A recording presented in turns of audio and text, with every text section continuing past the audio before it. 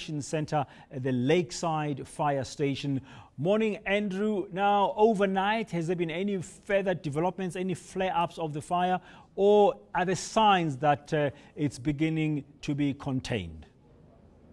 Good morning to you, Dan. There are very indeed signs that this fire is just about out. It seems to have moved from a firefighting operation to a fire monitoring operation. They're being very tight-lipped here. No one's saying that this fire is out, but driving through just after 5 this morning from the city centre, clear skies, a beautiful clear moon was setting over the mountains. There's no sign of any smoke in the area that we saw yesterday. I mean, a thick blue haze was over the southern peninsula yesterday. No sign of that today. That's been helped overnight by the southeaster, which is notorious, pleasantly notorious, for whipping away any smog that's hanging around the city. So the air's a lot clearer.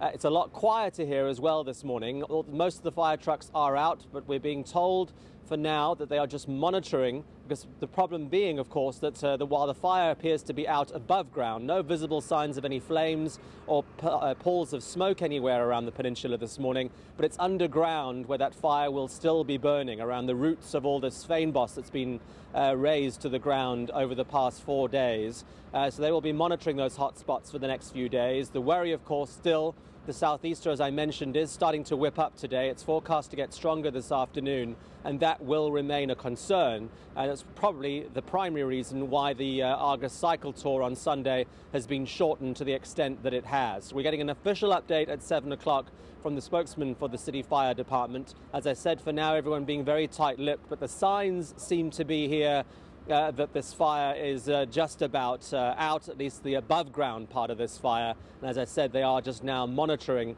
for potential flare-ups, but no further flare-ups overnight. When we spoke to St. Parks earlier in the week here on Morning News Today, Andrew, they were saying, well, while this fire might be good for the bush, for the fynbos, of course the concern will be the infrastructure. We saw a number of homes having been destroyed by the fire and people being evacuated. Have residents now been able to go back, for instance, to Noordhoek? Is it beginning to get back to normal this morning for those residents? It is. For most, there were 8 homes in all destroyed. That's the last number we had late yesterday afternoon. The city was saying that most residents have been allowed to return to their homes. Certain homes very close to the fire line, though, remain evacuated.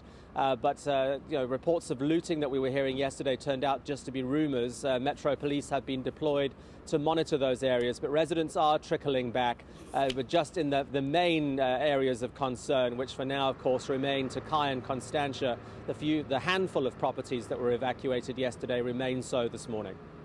Okay, Andrew, just now, I mean, we haven't really asked this question here on Morning News Today. Maybe later on during that press briefing that's coming up that you've mentioned, that question might be asked. Just wondering, what could have caused this fire on Sunday?